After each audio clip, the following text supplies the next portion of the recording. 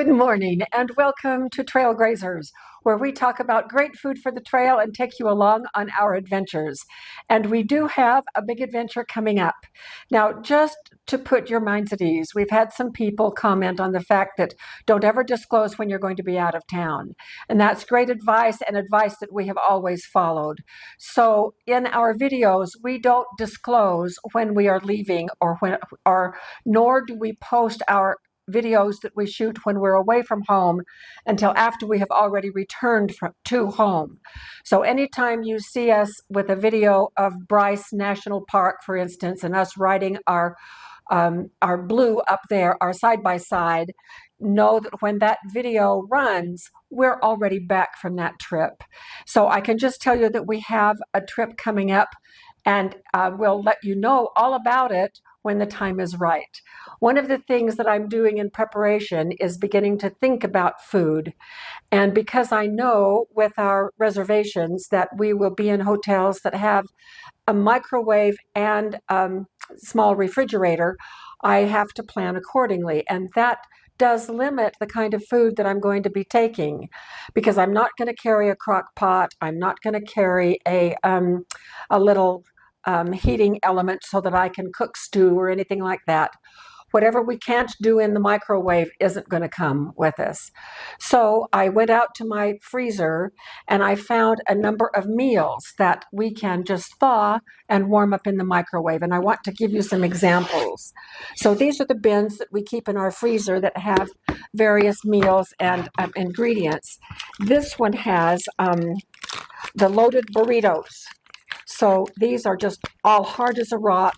And wouldn't these be great for a lunch along the way if we decide to take our little car oven so that we can heat them up in transit, or to thaw during the day and come home to some burritos that we can just pop in the oven for lunch. So that's one possibility that we might take. Another possibility, these are lasagna roll-ups. And so same thing, thaw and heat in the microwave is what we want.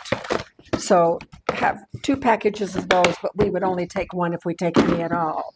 Now here's one, I didn't realize I had one of these left. This is 2 baked potatoes already baked and some barbecued beef. And to thaw this and then heat up everything in the microwave would be an absolutely great evening meal for us.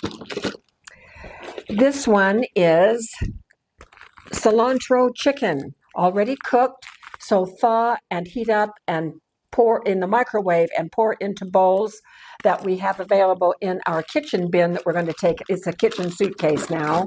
That would work as well.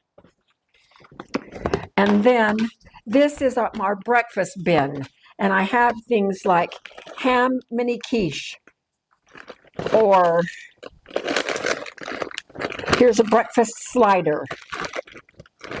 Here's sheepherder pie.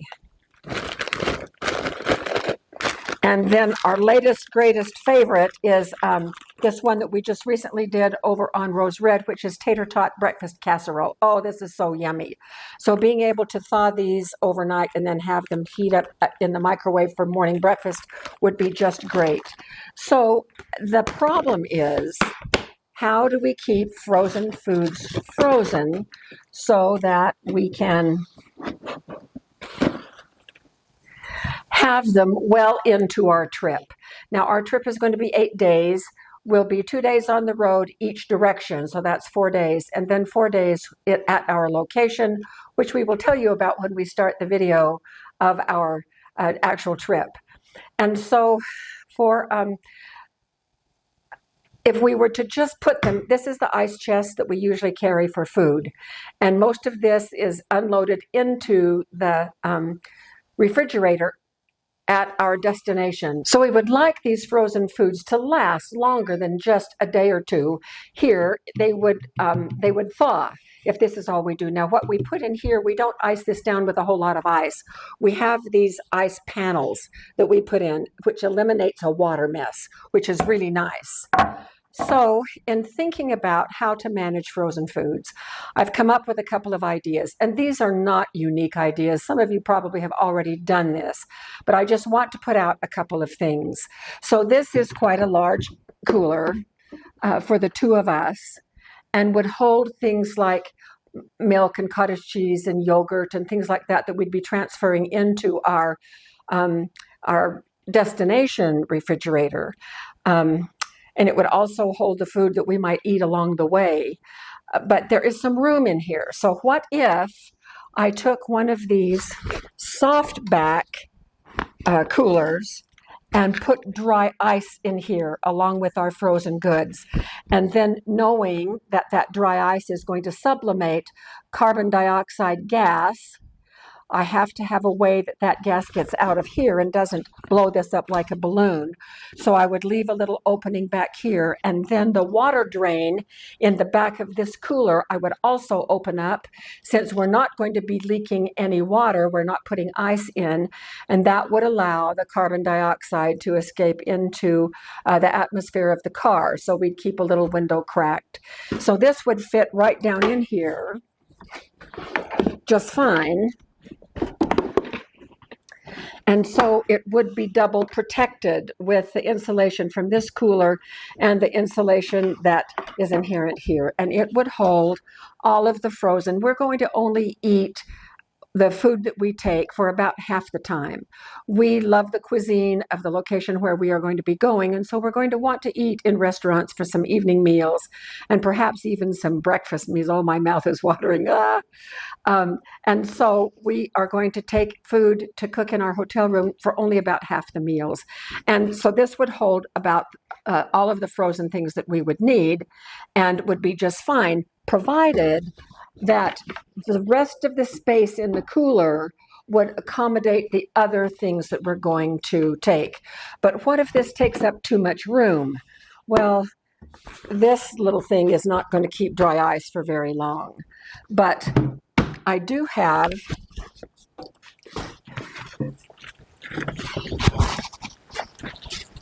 this cooler. It's called a Titan Deep Freeze is what it's called. Wouldn't that be nice?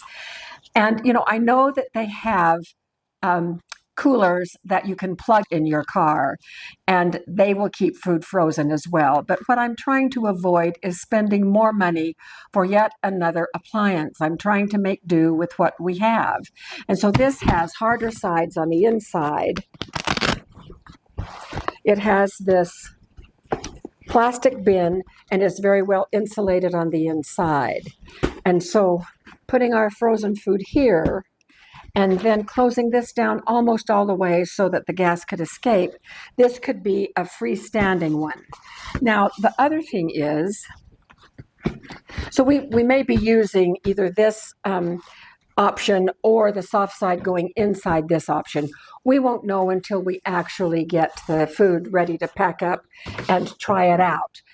But the other thing to remember is that even after those burritos thaw, keeping them in the refrigerator for an additional couple of days would be perfectly acceptable. That food is already cooked. And so it would stay in the refrigerator a good 2 or 3 days, which would work just fine for us. So we might have a possibility of keeping it frozen for 2 days, thawed in the refrigerator for another 2 or 3 days, and that will cover most of our trip, except for some of the days that we will actually be on the road traveling. So those are my ideas, and we would love to hear your ideas too. If you have other ideas that don't include buying a car freezer, we would love to have you hear them, because we would love to hear them from you, because we would still have time to make more accommodations based on your suggestions, which we truly do welcome. So that's the extent of what I'm thinking about. So thank you for joining us. I hope it's piqued your curiosity a little bit. And again, we love the sharing of information that goes on our channel. So we will see you very soon, sooner than later, out there on the trail.